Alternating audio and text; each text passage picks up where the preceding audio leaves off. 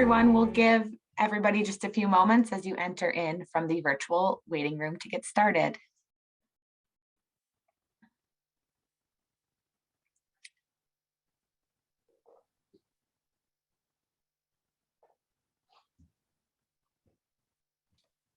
Welcome, everybody. We're just going to give it another few moments until we get started.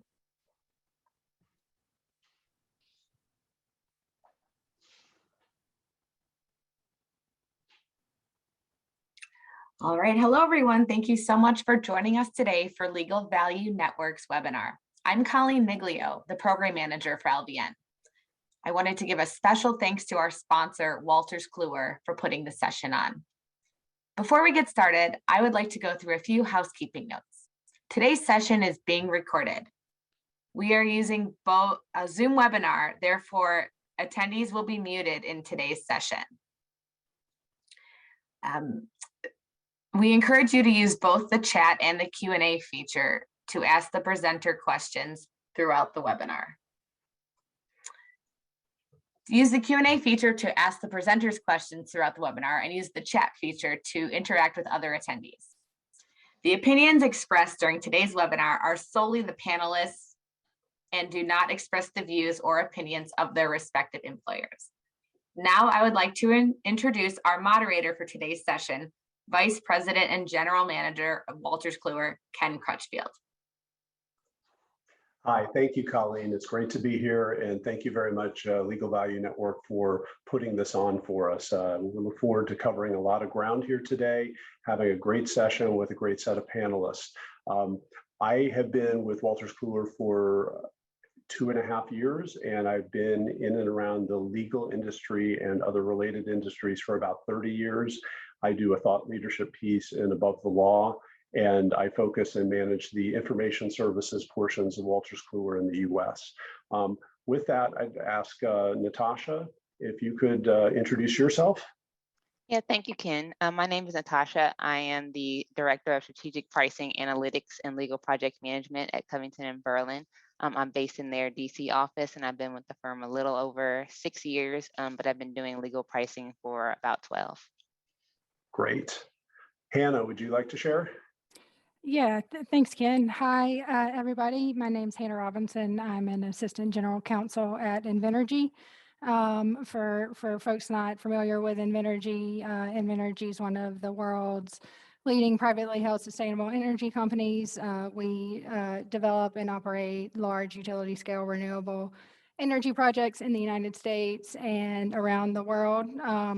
I'm part of Invenergy's real estate legal team, assisting with the real estate development and financing of Invenergy's renewable energy projects. I've been with the company for almost a year now, and prior to joining Invenergy, I was in private practice for 7 years in a regional law firm in Louisiana, where I practiced in the firm's business and corporate transactional groups, primarily focusing on commercial and industrial real estate transactions. Super. And Bart. And thanks so much. So Bart Gabler, Chief Information Officer at K&O Gates, global law firm based in Pittsburgh.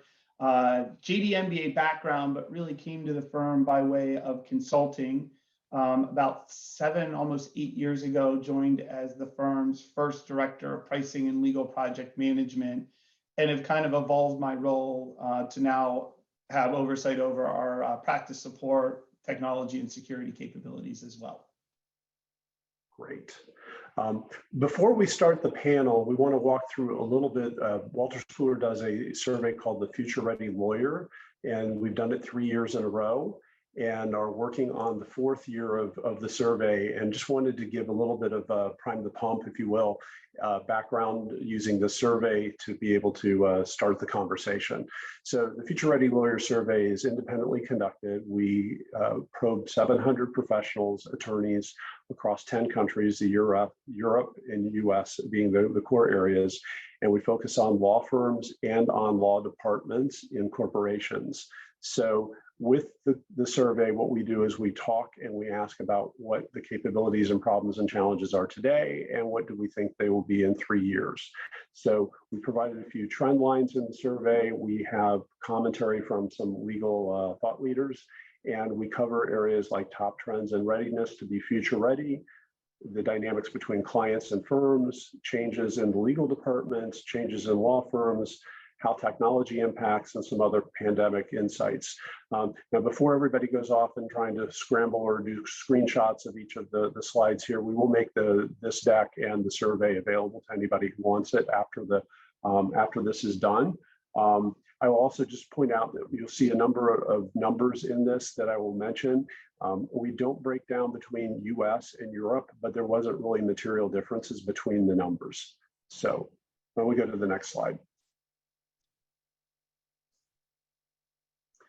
Okay, so the key findings of the survey were, first off, the top performance driver, which professionals say digital transformation and technology are key drivers to improve performance, efficiency, productivity, and service.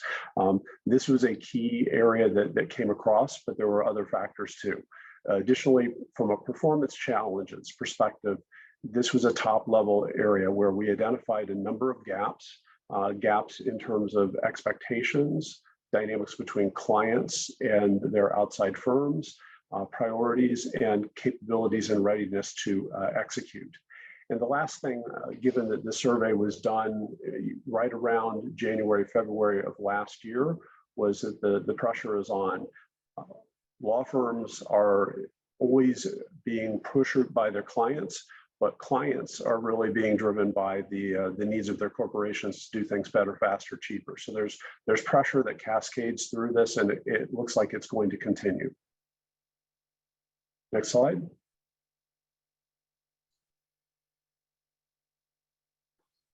So let's talk about the law department for a quick second. As I mentioned, bigger, faster, cheaper. There's always more work. Regulations are increasing. The challenges of automating routine tasks and leveraging technology to improve processes was a key challenge. Reducing and controlling expenses, including outside legal costs, and then just managing the growing demands on the corporate legal department were the key findings that came up from a law firm or from a law department perspective. Next slide. So this covers across the board law departments and law firms. And I think the key area here is to look at and recognize that there are a number of areas that were impactful in terms of technology, dealing with increased volume of information, meeting changing dynamics from clients or from leadership within a corporation. Talent was a big deal. There were a number of areas, but the preparedness score, the low numbers of 33% being very prepared to deal with technology issues, or 32% to be able to deal with the implications of increased volume and complexity of information, are really one of the key gaps that we saw here in terms of the preparedness and the ability for attorneys in their organizations to be ready. Next slide. So within law departments, the top changes really are focused on improving the performance. The legal departments turn to technology, collaboration, and innovation. I think one thing I mention when I talk about innovation often is it's about solving a problem differently or solving a new problem. So that's what I think of when I think of innovation. And I think the collaboration and the use and application of technology are very noteworthy. Next. Okay, so this starts to bridge into the conversation between law firm and law department. The real headline here is that 91% of law departments expect to ask about technology and how technology is used. So the real headline here is that it's not just what the services are that are being delivered, but how they're being delivered is going to become more and more important. And there'll be more scrutiny and requests and information around how something is getting done, not just what the answers are. The other part that kind of highlights in this that I thought was very key is that 24% of corporate lawyers, almost 1 in 4, expected a potential switch in outside firms. That's up from 13% or nearly double as a result of the pressures going on through the pandemic. So I think that's a very important dynamic to observe as we talk about relationships between firms and law departments. Next slide. So shifting over to law firms, we looked at firms and categorize them as technology leading, technology transitioning, or technology trailing. And the bottom line is that we saw a correlation between profitability and performance and the adoption of technology. We also saw that there was a significant correlation between the ability to be agile and to shift and pivot to a remote work environment during the pandemic. So we think those are very important things to note from a law firm perspective. And then the next slide.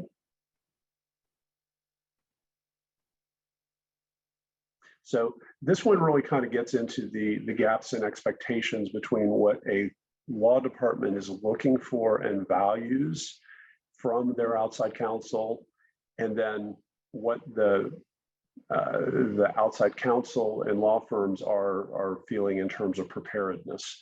So that, I think, is a really key thing, that 70% of all corporate legal departments say these attributes are important when choosing a law firm, but fewer than 32% of the firms feel that these describe their firms well. So again, it's a gap here in terms of what's expected and what the performance should be moving forward and looking forward 3 years.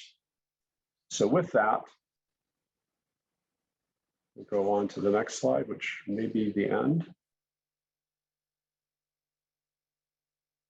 Perfect. So I wasn't quite sure there if I had one more slide or not. Apologies there. So let's get into the panel.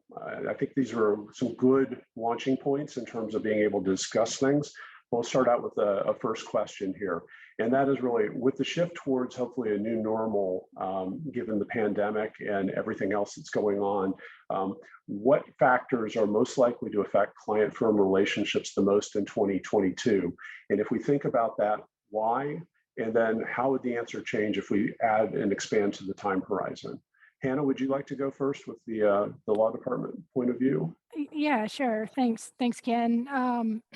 As I was kind of thinking about this question, I think first off, to an extent, I think the answer to this question is somewhat industry and practice specific. For example, the renewable energy industry has experienced rapid growth over the past few years, and that growth is anticipated to continue and increase in the coming years as the demand for renewable energy increases. So one of the primary challenges for corporate legal departments in high growth industries, I think, is how to kind of effectively scale and manage the growing demands on the legal department and outside counsel teams resulting from that rapid industry expansion and new project developments. And given the nature of the type of work that we do at Invenergy and the nature of our projects, which are very labor and document intensive from a legal perspective, the internal legal team at Invenergy relies pretty heavily on our outside counsel resources to assist with the growing project workload. So one of the primary factors I think affecting our relationship with outside counsel is whether our firm partners have the capacity to manage the increased demand in the work that we delegate to outside counsel for project matters. And we look at things in connection with our outside counsel capacity and bandwidth, like whether they are, have appropriate or sufficient staffing to manage our project workload. Of course, what technology capabilities our outside counsel uses for process improvement and project management, and generally whether they have the resources that they need to deliver quality work product and in a timely manner. So those are things that we think about a lot internally in the legal department. And then aside from, meeting and managing growing demands from industry growth, of course, I'll touch base on virtual meeting software, which is very important to my practice and our project teams. Microsoft Teams, Zoom, Skype, those are critically important remote platforms for us. Just given that our project development teams and project teams are located in different cities, states, and even countries. And I actually do not even have a desktop phone, so it would be impossible to collaborate and meet remotely without those technologies. So I think that, it's important that our outside counsel partners are using the same platforms that we are to collaborate remotely. Great. Natasha. Thank you, Ken, and thank you, Hannah. I completely agree with everything that you just said. I think given the uptick in demand for legal services, most recently, law firms have also been seeing some of the same challenges that you were discussing as well. We've had to find new and innovative ways to meet and exceed our client expectations. I think overall, this growth in demand since the pandemic particularly has helped with overall positive impacts on client and firm relations. But as I expressed, that we also deal with, staffing and resource challenges and coming up with ensuring that we have the capacity and the technology resources and people resources that we need to meet and exceed client expectations. I feel like, as we this has led to an increased need for constant communication, both internally amongst our teams as well as externally with our clients. And that's really where the video teleconferencing has really helped, because we were able to meet face to face without necessarily needing to travel. And that again has helped with building relationships and building rapport with individuals and really figuring out what needs are, rather than waiting until the client receives an invoice to find out what's going on. Just having that constant dialogue and communication, and that helps particularly when discussing fees as well as project management related items. It's just easier to do. And we don't have to hide behind an email or a phone call anymore. And so I found that to be certainly rewarding. I think as we shift back potentially to going back into the office this year more and more, I think our law departments will revert to whatever communication style their clients are looking for. I'm curious to see if business travel will continue to go back to where it was at pre-pandemic levels. And then just talking a little bit more about the technology needs that you'd mentioned before, I've certainly seen on RFP requests that our clients are looking for more specific answers as it relates to what types of technology are we using to be more efficient, and where we usually could kind of get by with a generic answer, we're now asked to provide more substantive, concrete examples. And that has driven change internally, because we now need to respond to client demands and also find ways to work efficiently with scarce resources. Great. Bart. Yeah, I mean, all great points. So let me see if I can kind of maybe put a little more icing on the cake with some of that, because I think, when the pandemic hit, everybody just was working harder, not necessarily smarter. And so adoption became the big one. The tools were there, we were using them, but if we talked about something like, WebEx, we were using it to maybe host calls as opposed to audio visual enabled. And to that point, and I've heard both of my colleagues mention, I think it's brought us a little bit closer, right? Because there used to be a lot more phone calls, and now they're audio visual enabled. And there used to be maybe annual or quarterly meetings that maybe have even moved to monthly because we can do them virtually. And so that part of the connectivity to me has really been, we've seen a real uptick, and I'm hoping that's one that stays as we move forward. So on the tech side, adoption was a big piece, right? We spent a lot of time on training, bringing everybody up to speed across a variety of the tools, as well as integration. So we had different tools, but maybe we had places that maybe weren't e-signature enabled. And so how could we integrate some of those capabilities so that platforms were a little more seamless than they were before? The process management piece, that part was important before, but really, and I heard both of my colleagues mention, that was where we saw a major uptick. we're now a distributed workforce more so than we were before. We were under particularly tight timelines, and we were all very busy. And so all of a sudden, all these things that were nice to have were absolute requirements for us to do our work, both in terms of the technology as well as the skills and the capabilities that our team members had. And so I see a lot of that staying. I think it's really kind of provided more transparency in the work that we've been doing. And I think to Natasha's point is we're looking at bringing kind of back into the workplace, or truly going more hybrid, where it was work from home, now increasingly hybrid. How do we look at our, some of our physical space so that it is engaging for those that might be physically present, but also allowing those that still might be virtual, whether on our client side or internally, to be equally engaged in that process. And I think there's been some of that in-person interaction that maybe we've certainly missed over the last 2 years, and trying to bring that back, but in a hybrid form. Great. Let me just ask a very quick and short follow-on.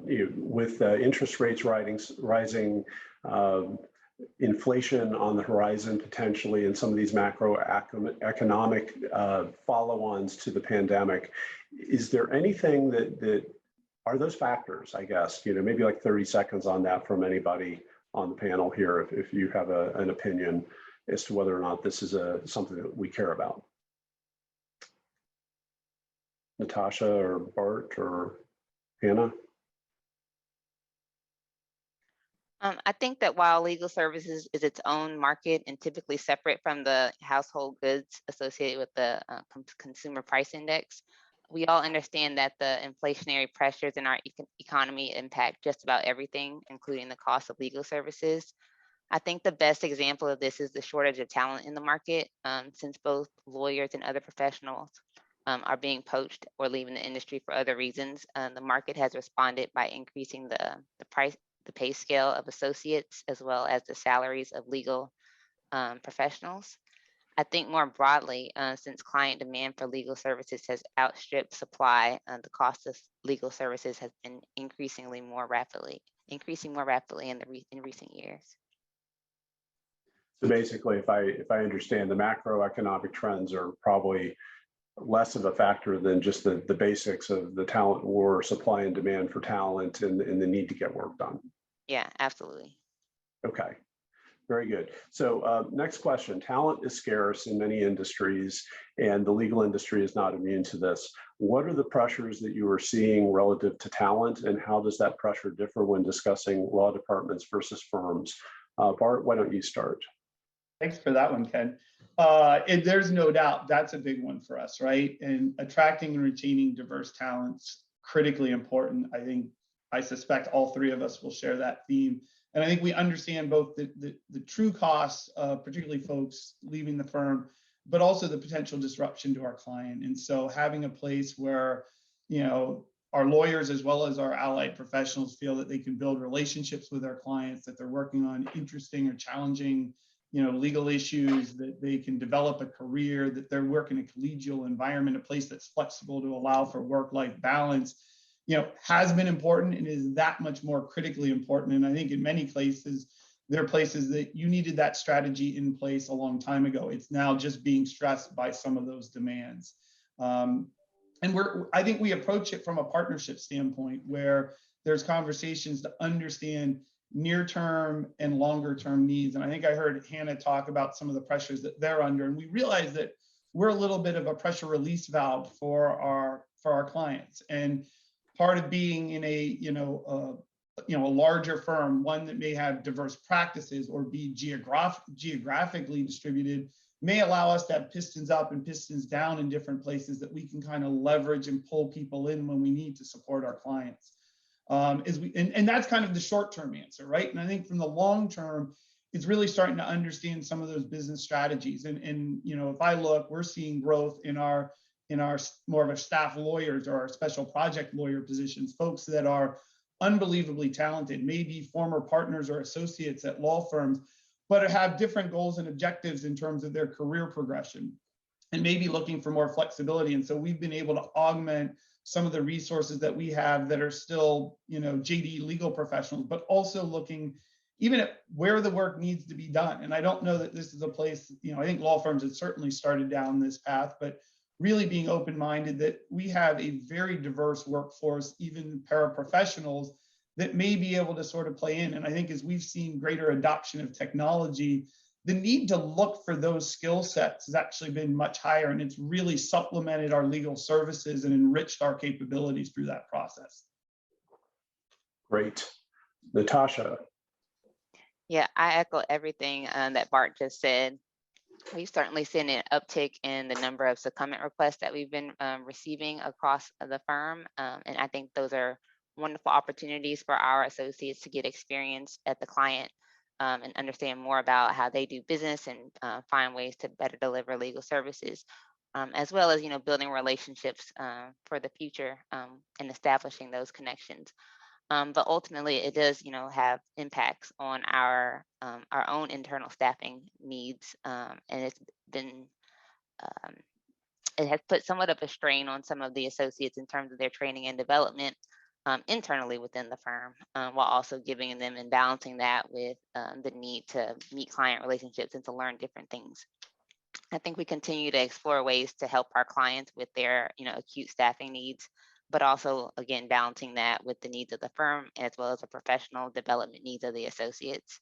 And then particularly as it relates to my own role within the pricing and legal project management, there's certainly been a scarcity of resources and a lot of talent is either leaving the industry or being poached by other law firms or just completely doing other things. And so I think finding people that are able to do the work and that meet the culture needs of the firm has been, a bit of a challenge sometimes. We've had to look outside of the typical industry in order to find the right candidates. And so we may look at other industries or other areas or look for other diverse backgrounds in terms of careers and educational needs. And so that has certainly helped to meet the needs for now, but I'm curious to see how that changes over the course of time. Great. And Hannah, how about from the law department perspective? Sure. Yeah, I think Bart and Natasha made great points, and I echo a lot of what they said in the context of the in-house market as well. I think for corporate legal departments, one of the primary challenges is that in-house salaries are not always competitive with big law firm partner associate salaries.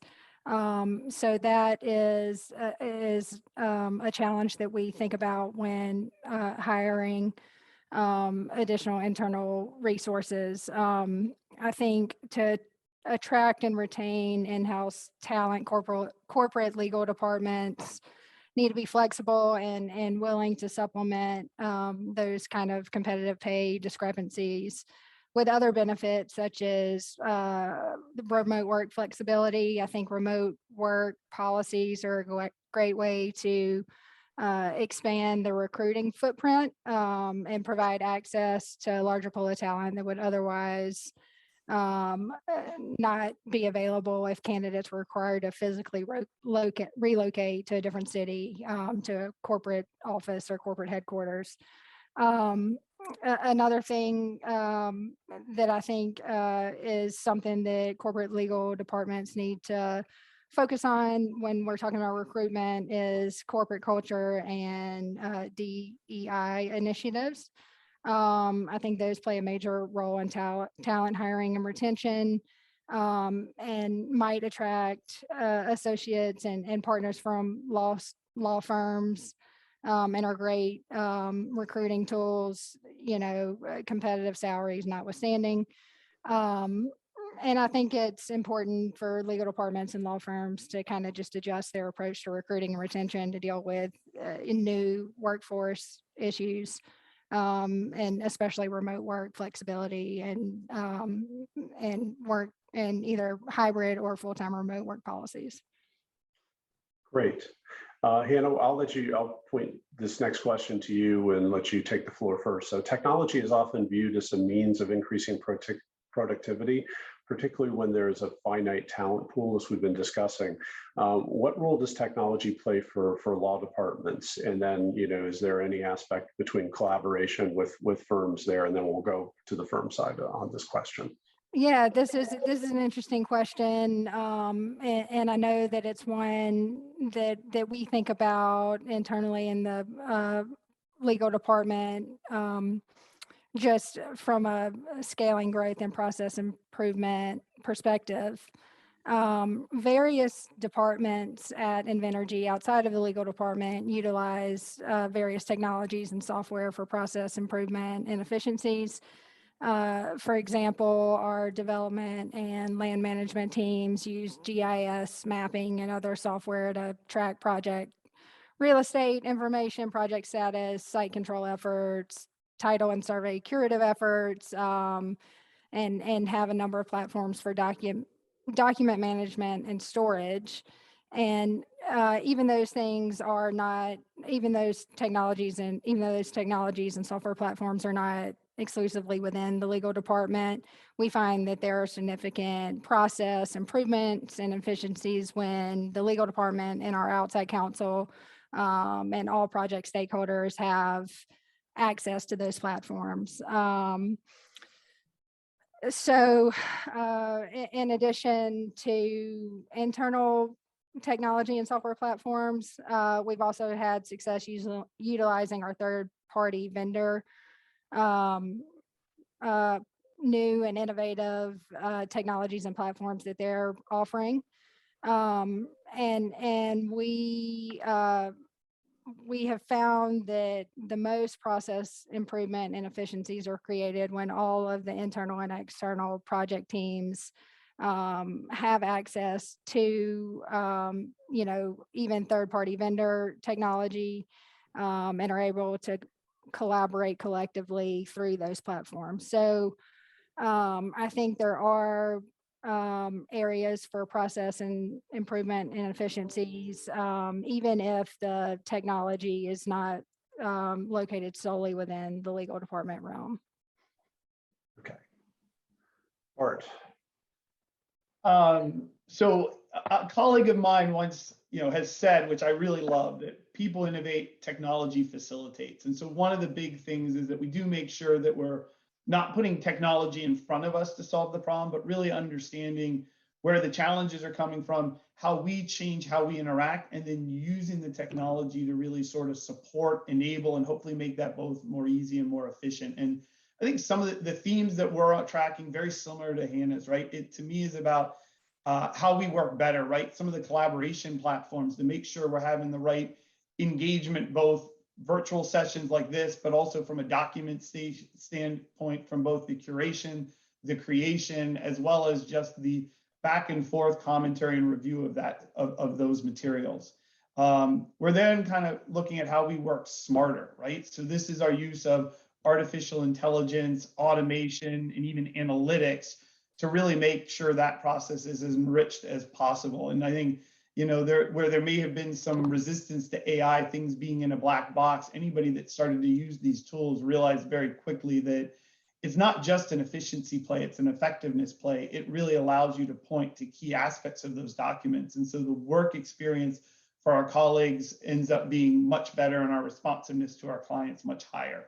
And then the other piece to me is just around how we do it most efficiently. So this is the process management, having the right tools in place to be able to understand where things are in the workflow, to be able to kind of intervene, assign projects out. And I think that's been particularly important, just knowing how busy both our clients and the law firms have been, to make sure that we've got a workflow tool so that things don't get lost in an email shuffle, for example. So I look across the pandemic, it's amplified our adoption of cloud capabilities and our ability to sort of pilot some tools, a lot of them maybe in partnership with our clients, and also needing to balance both our security and data governance policies, both to do what we need to meet our general counsel requirements, but also many of the requirements that our clients have to do that in a secure and safe manner.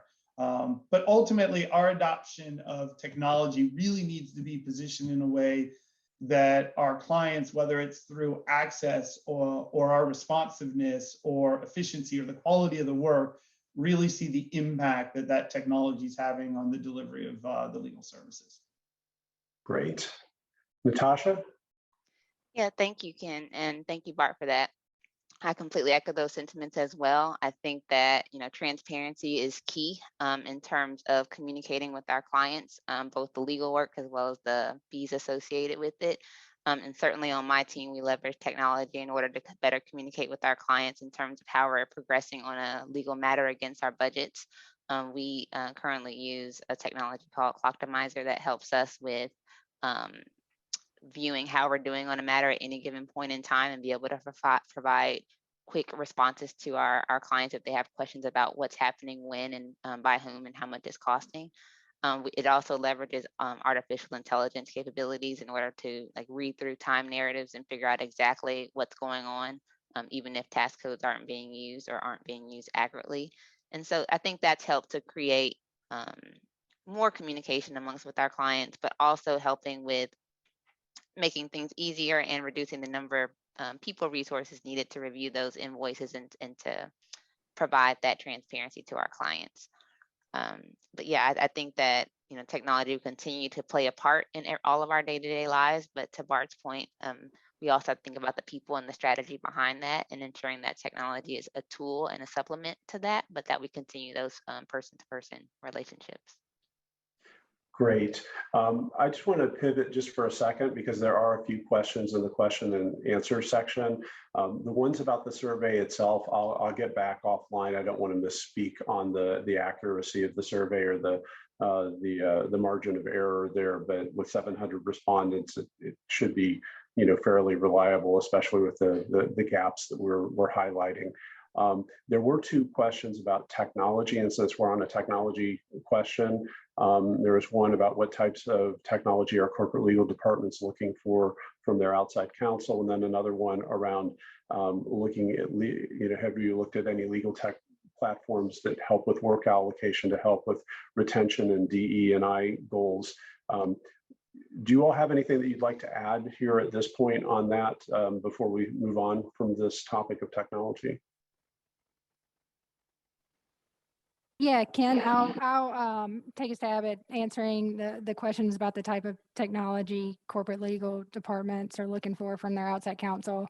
And I mentioned, remote meeting and remote collaboration technologies like Microsoft Teams or Zoom or Skype, where there's video and audio capabilities, and then also screen sharing capabilities is very useful for our project so that we can visualize what everyone's talking about while we're talking about it. That's very important that our outside counsel is utilizing those platforms. But, for the most part, I think at this point, everyone is, so that's not a major concern. Other technologies, I'll refer back to what Natasha has mentioned a few times about communication between corporate legal departments and law firms. From my perspective, we want to have constant communication with our outside counsel partners so that we have a dialogue about understanding where the issues might be and what the possible solutions might be to resolve those things via technology. I think from my perspective, we're very innovative and flexible, and we want to hear ideas from our outside counsel partners about things that they have seen that have worked that we might implement moving forward on future projects that would be helpful. So I don't have any other specific platforms to mention, but I just wanted to note that we value our relationship with outside counsel and understand that they might have used different approaches than we have on things, and would love to hear input and feedback and implement those processes to the extent they're applicable to our project work. Okay. Let's jump on to the next question. I saw in the chat somebody asking about cybersecurity, which actually is part of this next question. So maybe we'll address some of that in this one. But corporations are under pressure to be sure that they conform with or expand their policies. Cybersecurity, diversity, equity, and inclusion, and ESG all come to mind as different areas where corporations are having to comply or build and expand on policies. Additionally, the role of procurement is becoming more and more important in supplier relationships, including law firms. So how do these dynamics affect the relationship between law departments and law firms, and what steps do law firms need to take to remain competitive? Thank you, Ken. I'll start with that one. Okay. The most successful firms are those that recognize the growth in client legal operations and procurement and see that as an opportunity rather than a threat. I think my firm has benefited greatly from collaborating with our legal operations and procurement counterparts on the client side. I think it's been really good for building those relationships, building trust, and also just having that increased communication that we've discussed before. In terms of like remaining competitive as it relates to those policies, I think that firms have continued to have to expand their staffing resources to meet those needs and to ensure that we are conforming and complying. And that could mean, hiring additional chiefs related to cybersecurity, or having chief diversity officers, as well as people that are ensuring that a firm's risk is managed, and reviewing outside counsel guidelines and terms to ensure that we're compliant. And I see that as additional checks and balances internally to ensure that we're meeting client needs. Okay, Bart. Yeah, and listen, at the end of the day, I think law firms really need to be true to their values and their priorities, and understand where our clients are as well. And I think that then allows us to more easily meet those policy requirements. I mean, they're being put in place as a check and balance on us. And so when I look at diversity, equity, inclusion, important to both, we're being held accountable more and more by our clients. And so there's a policy component to it. But it also has opened up great conversations around the development of some of our diverse talent, as well as our clients' diverse talent, and where we can create enriching experiences for both, which allows us to both retain and develop those talented individuals. And so there have been really productive parts that have come through more of a policy component. Same thing on the security side, getting back on the initial question. I mean, that has clearly been heightened over the last year with just some high profile breaches. And we've had, the requirements to report. We had annual security audits. We now are seeing more and more specific to those vulnerabilities. And so, our need to be responsive and accountable to that is important for how we operate as a law firm, but we also understand the requirements that our clients have in operating their business and auditing their various vendors. And, at the end of the day, I look at the role of procurement in kind of a weights and measures type model, right? In that they're measuring our ability to meet a lot of their business requirements and do that in a way that adds value to our clients. And so we need to build the right relationships with our general counsel, our business unit leaders, but also make sure that we understand their regulatory requirements, their diversity and inclusion priorities, their security requirements, and that we're able to deliver and meet those as well. Great. Hannah, any comments from the law department perspective? Yeah, I'll supplement what Bart was saying about diversity and inclusion. Diversity, equity, inclusion is a priority for our legal department when considering outside counsel. And we expect our outside counsel to share similar values. We want to work with people that value DEI as much as we do from a business perspective and from a human perspective. The executive vice president and general counsel at Invenergy is actually the chair of our DEI committee, so it is a priority for us. And then from a purely business objective perspective, we want our outside counsel to meaningfully understand the business value of having diverse and inclusive teams and the very real and tangible adverse effects that non-inclusive environments can have on work product and productivity. So that's definitely something that we take a close look at in the context of relationships with our outside counsel. Great. It's getting close to the end here. I've got one more question and then we'll open it up. I know we've answered a few questions in the chat, but if there are other ones, we'll try to reserve a few minutes to answer a few more. Last question, I'll stick with you, Hannah, is with corporations always pushing their organization to deliver more with less, please share your thoughts on how this affects decisions for law departments to perform work in-house versus outsource, and what do forward-thinking firms do to ensure they continue to ensure that they are competitive?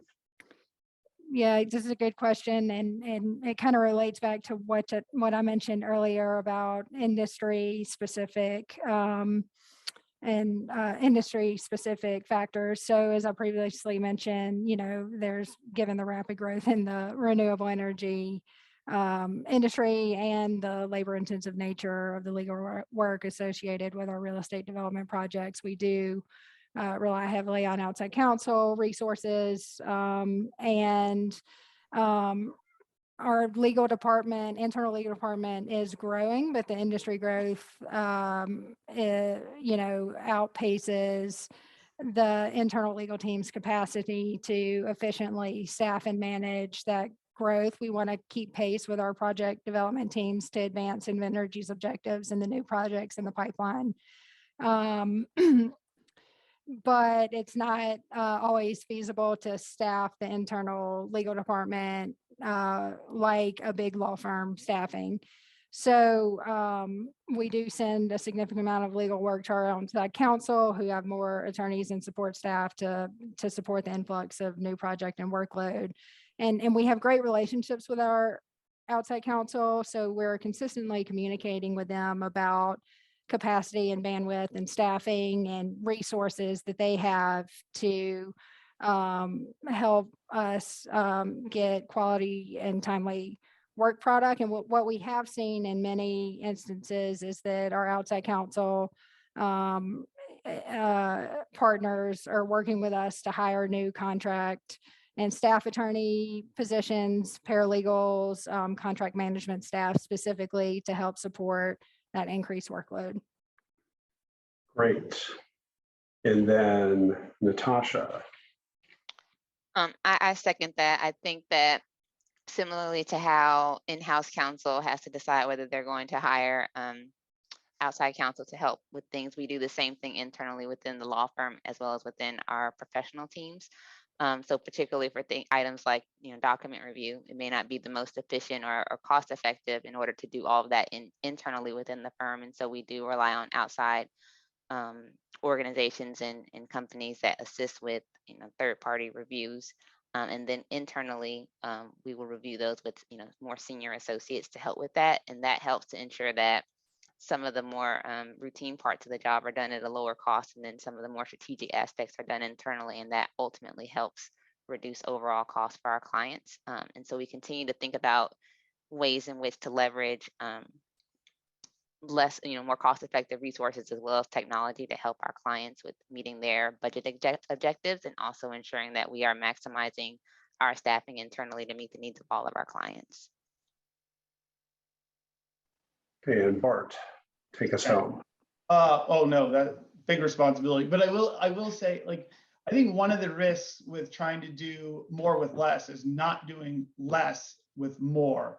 And I think that really is rooted in really trying to using resources efficiently, but really understanding what are the priorities for our client, not making assumptions, not just sort of working to make something as big, as shiny, as perfect as possible without understanding what are the client's objectives and priorities and how can we deliver them, because it may be speed of execution over maybe the perfect quality response. They may need it today. And so there's some simple aspects to just making sure we're very clear on that. And when I look at one of the things, that I think will help a firm as they move forward. And it's been one of the things we've invested in a lot is design thinking. So taking the time to do design sprints to really understand the priorities, the core problems.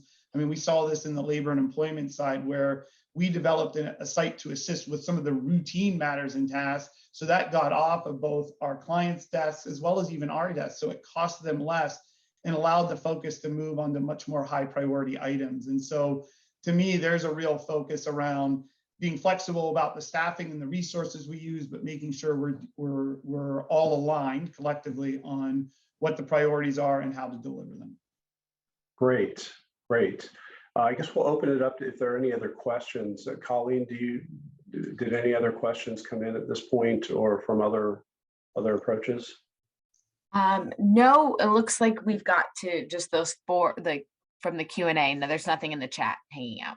And there Okay. was one that on just the legal tech platform, I will say we have used Power BI to create a workflow manager, which allows us just to understand both the availability of our resources, where work's flowing, who's busy, who's not, how could we drive more work that direction. It's a little bit of in-house development using a Power BI platform, which is really powerful, but it started with identifying this problem, this challenge that we were facing, in part to make sure work was flowing across, a diverse and talented group of lawyers and paralegals.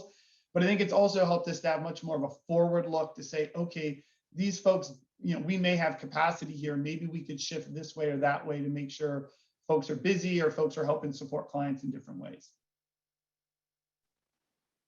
And Bart, could you just elaborate a little bit more what Power BI is, what type of category or what type of technology is that? Just for people. At the end of the day, analytical tool, right? So it's helping to both. We're both collecting some inputs from our lawyers about what their forward-looking availability is, as well as data analytics on how they're spending their time and where we may have availability. Okay, so more data analytics sort of technology. Yep. Great. We'll give it 30 seconds for anybody else to ask a question. If not, we will give people a few minutes back in their day. I see a question in the chat from someone that asked about how much does information security play a role in relationships going forward? Are they table stakes for us given the world we live in? And that question might be either for Hannah or Bart. Happy to start, and it's far from table stakes. I would say that it is, I think, a point of distinction for us in terms of where we're investing our time and energy. So much so that I've got regular calls with both our security team and general counsel to make sure from a data governance and security standpoint that we're constantly monitoring and working with third parties to make sure that our security standards are both sufficient to meet our client requirements, but also ISO, ACC, other sort of third-party credentialing efforts to help continue to validate and make sure we're assessing ourselves to keep those standards up. Yeah, I would say from some of the firms that I've spoken to also that there is just an increasing number of requests for audited sorts of processes. And one firm in particular that I'm thinking of moved all their data, including their client data, to the cloud.